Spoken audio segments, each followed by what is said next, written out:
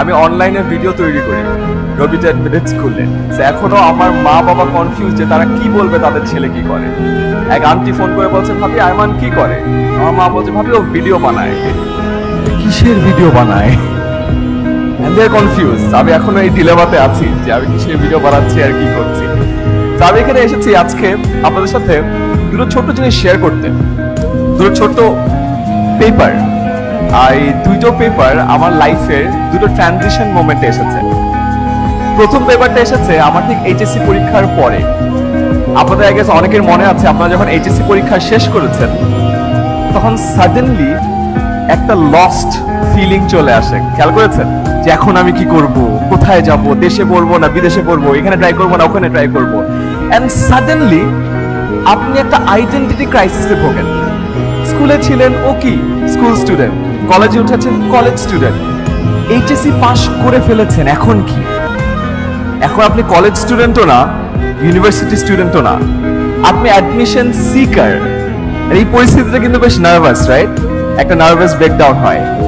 ঠিক সেই মুহূর্তে আমি আমার প্রথম একটা পেপার পেয়েছিলাম, এটা কল এ গ্রিন কার্ড।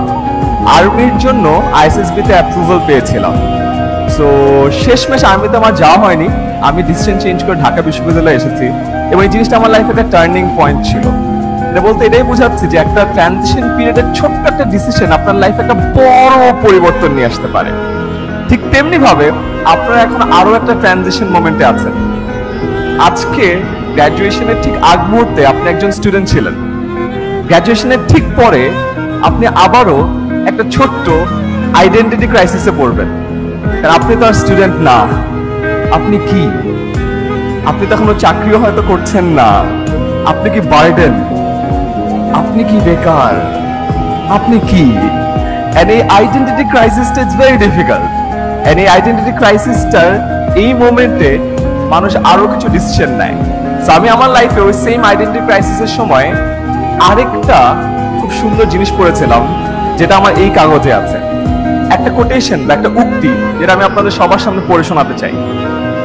উক্তিটি হলো, most people die at 25 and are not buried until 75.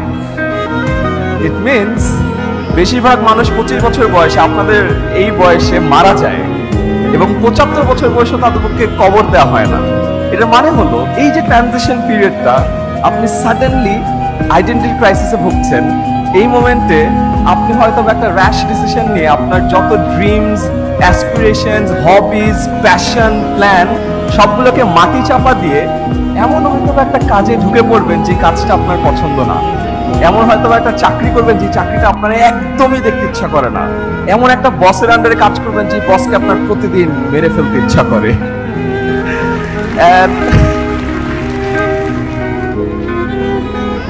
আমি জানি না আমাদের মাননীয় শিক্ষামন্ত্রী কি বলবেন মেরে ফেলার কথা বলার পর এত তালি পেলাম। এই মোমেন্টে যখন আপনি আপনার ড্রিমস, অ্যাসপিরেশনস, প্ল্যান সবকিছুকে মাটি চাপা দিয়ে ওই কাজটাতে চলে যাচ্ছেন, আপনি কিন্তু আসলে আপনার নিজেকে মেরে ফেলছেন। আপনার সেই স্বপ্নগুলো কিন্তু আর নাই।